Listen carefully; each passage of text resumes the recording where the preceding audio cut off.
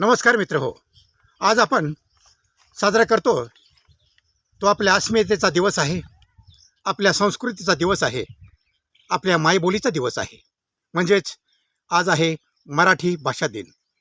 27 February हा दिवस आपण भाषा दिन म्हणून साजरा करतो. हा दिवस महान कवी साहित्यिक वि. शिरवाडकर म्हणजेच कुसुमाग्रज यांच्या जन्मदिनानिमित्त त्यांच्या लेखणीतून मराठी भाषेला अभिमानाची नवी ओळख मिळाली म्हणून हा आपण मराठी दिवस साजरा करतो.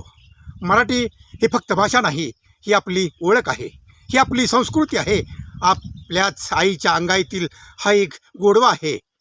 याच भाषेत संतांनी अभंग लिहिले, छत्रपती शिवाजी महाराजांनी स्वराज्य उभारले आणि समाजसुधारकांनी परिवर्तनाची मशाल पेटवली.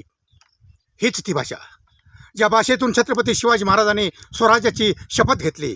हीच ती भाषा, ज्या भाषेतून महात्मा ज्योतिबा फुले यांनी शिक्षणाची ज्योत पेटवली. आणि हीच ती भाषा, ज्या भाषेतून डॉक्टर बाबासाहेब आंबेडकरांनी समतेचा संदेश दिला. मराठी भाषा ही हजारो वर्षानुवर्ष इतिहास जपणारी भाषा आहे. ज्ञानेश्वर, तुकाराम, नामदेव, एकनाथ यांच्या अभंगाने ही भाषा समृद्ध केली. मराठी साहित्यात कविता आहे, कादंबरी आहे, नाटक आहे, लोककला आहे, भावगीत आहे. पण आज प्रश्न असा आहे की आपण मराठी कितपत जपत आहोत? आपण आपल्या मुलांशी मराठी बोलतो का?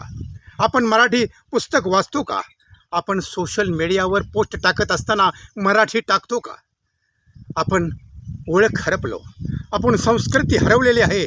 आपण आज मराठी भाषा दिनानिमित्त एक संकल्प करूया, रोज मराठी बोलूया, रोज मराठी वाचूया, मराठी शाळांना प्रोत्साहन देऊया आणि आपल्या मुलांना मराठीचा अभिमान शिकवूया. कारण ज्यांची भाषा जिवंत त्यांची संस्कृती जिवंत आहे. मित्र हो, मराठी भाषा ही फक्त संवादाची भाषा नाही, ही भावना व्यक्त करण्याची ताकद आहे. हीच ती मराठी भाषा, ती मातीशी जोडलेली एक नाळ आहे. चला तर मग आपण एक सर्वजण मिळून एक संकल्प करूया, माझी मायबोली मराठी, मला तिचा अभिमान आहे. माझी मायबोली भाषा मराठी, मला तिचा अभिमान आहे. मराठी आपण कशी जपली पाहिजे?